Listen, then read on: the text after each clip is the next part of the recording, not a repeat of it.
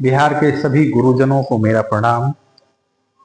मैं नीरज कुमार पांडे आप सभी का अपने YouTube channel Arya English classes में स्वागत करता हूं। आज जैसा कि आपको पता है कि पूरे बिहार के शिक्षक अपने तबादले को लेकर काफी परेशान हैं, काफी चिंतित हैं और होना भी स्वाभाविक है, क्योंकि सरकार का जो रवैया पिछले 6 महीनों से देखा जा रहा है ट्रांसफर को लेकर, वो कुछ भी स्पष्ट नहीं है। तो मैं बात प्रारंभ करता हूं शुरुआत से। ऐसे तो बिहार में शिक्षक और शिक्षा विभाग हमेशा से सुर्खियों में रहा है, उसके बहुत से कारण रहे हैं, लेकिन इस विभाग में सुनामी तब आ गया जब 1990 बैच के आईएएस ऑफिसर जो अधिकारी थे के पाठक साहब, उस अधिकारी ने जब बिहार के शिक्षा विभाग में कदम रखा एसीएस के रूप में, तब मानो सच में बिहार के शिक्षा जगत में एक सुनामी आ गया। और पाठक रूपी सुनामी के आने के बाद बिहार की शिक्षा व्यवस्था में जो वर्षों से एक जंग लगा हुआ था, वो धीरे धीरे खत्म होना शुरू हुआ और शिक्षा माफिया जो वर्षों से अपनी जड़ें काफी गहराई तक जमा चुके थे बिहार की शिक्षा व्यवस्था में, उनकी जड़ें उखड़ने लगी। नौकरशाह पर जो अलग अलग शिक्षा विभाग, अलग अलग शिक्षा सदन में बैठे हुए जो अधिकारी थे, उनकी जो मनमानी थी उस पर एक लगाम सा लगने लगा। जो अधिकारी वातानुकूलित कमरे में बैठ के फरमान जारी किया करते थे, अगर थोड़े मजाकिया लहजे में कहा जाए तो वो सारे के सारे अधिकारी विद्यालय के टॉयलेट में सेल्फी लेते हुए नजर आ रहे थे। ऐसा आपने भी देखा होगा। लगभग हर विद्यालय में प्रत्येक दिन 2 से 3 अधिकारी आते थे और वो सबसे पहला काम जो वो करते थे, वो उस विद्यालय के टॉयलेट में जाके उस विद्यालय के प्रधानाध्यापक के साथ सेल्फी लेने का काम किया करते थे। और जो शिक्षा माफिया थे और उनके जो परिवार के लोग थे जो कि शिक्षक के रूप में नियुक्त हुए, लेकिन कभी भी वो विद्यालय नहीं गए, अचानक से हुआ यूं के पाठक के दबाव में वो सारे के सारे शिक्षक विद्यालय के स्टाफ रूम की शोभा बढ़ाने लगे। तो कुल मिला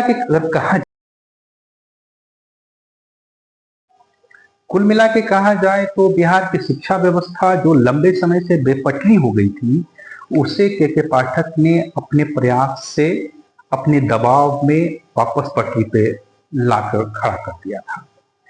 और हाँ, कुछ मायने में कुछ उनके निर्णय ऐसे थे जो कि अव्यवहारिक थे, तो उसका विरोध भी हुआ। लेकिन मोटे तौर पे देखा जाए तो शिक्षा जगत का एक स्वर्णिम काल था जहां पे की सारी चीजें एक सिस्टम में आ गई, अधिकारी काम करने लगे, शिक्षक समय से विद्यालय आने लगे और नियमित रूप से वर्ग का संचालन होने लगा। इसके अलावे एक जो सबसे महत्वपूर्ण चीज सामने आई वो आई कि एक बड़े पैमाने पर शिक्षकों की बहाली की जाने लगी बीपीएससी के माध्यम से। और काफी शिक्षक, जहाँ पे ऐसे विद्यालय थे जहाँ की +2 विद्यालय बना तो दिया गया था लेकिन वहाँ एक भी शिक्षक नहीं थे, वहाँ पे के पाठक के प्रयास के माध्यम से वहाँ शिक्षक को पहुंचाया गया। और वैसे विद्यालय में भी जहाँ की अभी क्लास नहीं हो पा रहा था +2 का, वहाँ भी पढ़ाई शुरू हो गई। बहुत सारे विद्यालयों में पढ़ाई जहाँ नहीं हो पा रही थी वहाँ पढ़ाई होने लगी। यह उनका एक सार्थक पहल रहा और इसके लिए उनको धन्यवाद देना चाहिए।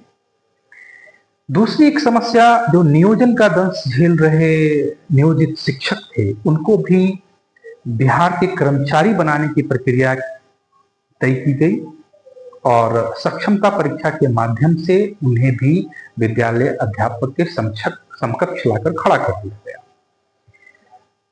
तो उस दरमियान जो के पाठक की प्लानिंग थी वो ये थी कि सक्षमता पास सारे शिक्षकों को उनको उनके मार्क्स के आधार पे उनका अपना जिला दिया जाए जहां की वो नए शिक्षक के रूप में योगदान देंगे। ये सारी बातें तय थी। शिक्षकों का जो मार्कशीट आया उसमें उनका जिला अलॉट किया गया था। कुछ ही ऐसे शिक्षक थे जिनको काफी कम मार्क्स आया और उनको अपना पहला चॉइस नहीं मिल पाया। तो खैर वो एक दूसरी बात है, लेकिन अगर देखा जाए तो लगभग सारे शिक्षकों को अपना पहला चॉइस प्राप्त मिल गया। इसी बीच राजनीतिक उठापटक शुरू हुआ और के पाठक इस डिपार्टमेंट को अलविदा कह के चले गए और उनका जाना और उनकी यह प्रक्रिया को ठंडे बस्ते में डाल दिया गया और शिक्षक जो जहां थे उन्हें वहीं पे वापस नियुक्ति लेने के लिए मजबूर किया गया और सारे के सारे शिक्षक वापस अपने ही विद्यालय में विशिष्ट शिक्षक के रूप में योगदान कर लिए। बीच में उनके जाने के तुरंत पश्चात जो दूसरे एसीएस आए वो थे सिद्धार्थ साहब। सिद्धार्थ साहब को कहा जाए तो ये ट्रांसफर के नाम पे प्रयोगवाद करना शुरू कर दिए। जो पहला इनका प्रयोग रहा वो ये था कि सभी शिक्षक को अपने अनुमंडल से बाहर निकाल दिया जाए, उन्हें अपने अनुमंडल में ज्वाइन करने नहीं दिया जाए। तो यहाँ एक समस्या ये आ गई कि बिहार के लगभग ऐसे बहुत से जिले थे जो कि एक अनुमंडल का ही था। वैसे स्थिति में बहुत सारे शिक्षक अपने जिला में भी नहीं रह पा रहे थे और इसका पुरजोर विरोध हुआ और इस विरोध के बाद इस प्रक्रिया को वापस ले लिया गया। अब राजनीतिक दबाव हुआ। राजनीतिक दबाव होना स्वाभाविक था क्योंकि इसी साल बिहार में विधानसभा इलेक्शन है। विधानसभा इलेक्शन की वजह से राजनीतिक दबाव पड़ा सिद्धार्थ जी पे और उनका जो प्रयोगवाद था उसमें एक और वाद को शामिल किया गया और वह था उदारवाद। और इस उदारवाद के तहत सिद्धार्थ साहब ने शिक्षकों को अपने मनपसंद विद्यालयों में ट्रांसफर करने का वादा कर दिया और उनसे आवेदन भी उन्होंने प्राप्त कर लिया। और इस प्रक्रिया के तहत कुछ शिक्षकों का तबादला भी हुआ। कुछ शिक्षक को अपनी मनपसंद जगह पे पोस्टिंग भी मिल गई, लेकिन कुछ शिक्षक ऐसे थे जिनकी पोस्टिंग ऐसे विद्यालयों में कर दी गई जहां उनके लिए जाना संभव नहीं था और वैसे शिक्षकों ने वहां जाना स्वीकार नहीं किया। इस प्रक्रिया में अब तक कोई दोष दिख नहीं रहा था और इस प्रक्रिया से ट्रांसफर हो रहा था और आगे होने की भी बात थी। समस्या तब पैदा हो गई जब एक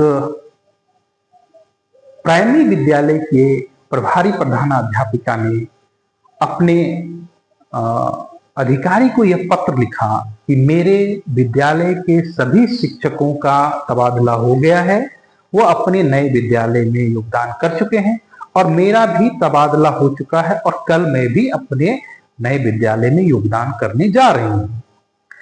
ऐसे में यह सुनिश्चित किया जाए कि कल इस विद्यालय को कौन संचालित करेगा। तो यह एक ऐसी समस्या थी जो कि सिर्फ उस विद्यालय की ही नहीं थी बल्कि ऐसे बहुत सारे स्कूल थे जहां पे कि इस तरह की नौबत आ रही थी और इसी की वजह से आनंद फानंद में इस प्रक्रिया को स्थगित करने की कवायद शुरू हो गई। स्वाभाविक था कि जो शिक्षक ट्रांसफर की उम्मीद लगाए बैठे थे वो इस प्रक्रिया को रोकने से विरोध करेंगे और विरोध हुआ। तो इसके एवज में सरकार ने म्यूचुअल ट्रांसफर की प्रक्रिया को सामने लाया और शिक्षकों को यह मौका दिया कि वो अपने ही विषय के अपने ही कोटि के शिक्षकों से म्यूचुअल ट्रांसफर कर सकते हैं। और इसमें काफी सारे शिक्षकों, तकरीबन अभी तक अगर जो आंकड़ा देखा जाए तो लगभग 11,000 शिक्षकों का आवेदन इस संदर्भ में आ चुका है और उम्मीद है कि ये ट्रांसफर होगा। लेकिन यहाँ एक बात ध्यान रखने की है कि लगभग जितने शिक्षकों ने भी आवेदन दिया, क्योंकि ये जो आवेदन प्रक्रिया है ये सरकार के गले की हड्डी बन चुकी है। सरकार को किसी न किसी परिस्थिति में यह ट्रांसफर करना है और उनको करना ही पड़ेगा, चाहे वो म्यूचुअल ट्रांसफर के रूप में करे या फिर रेगुलर ट्रांसफर के रूप में करे, यह ट्रांसफर होगा। तो ऐसे में शिक्षक बंधुओं, आप ये निश्चित मान लीजिए कि आपका ट्रांसफर होना है। और ये इसलिए मैं कह पा रहा हूं क्योंकि ये साल चुनाव का साल है और इस समय सरकार कोई भी परिस्थिति में कोई भी रिस्क लेने के लिए तैयार नहीं है। इसलिए आपका ट्रांसफर निश्चित तौर पे होगा। आप बिल्कुल आशावान रहिए। बहुत जल्द मान के चलिए कि अगस्त के अंत तक आप जिन लोगों ने भी आवेदन दिया है उनमें से लगभग शिक्षकों को अपना मनचाहा विद्यालय मिलेगा और आप सारे के सारे लोग अपने नए विद्यालय में चले जाएंगे। इसी शुभकामना के साथ आप सबों का बहुत बहुत धन्यवाद।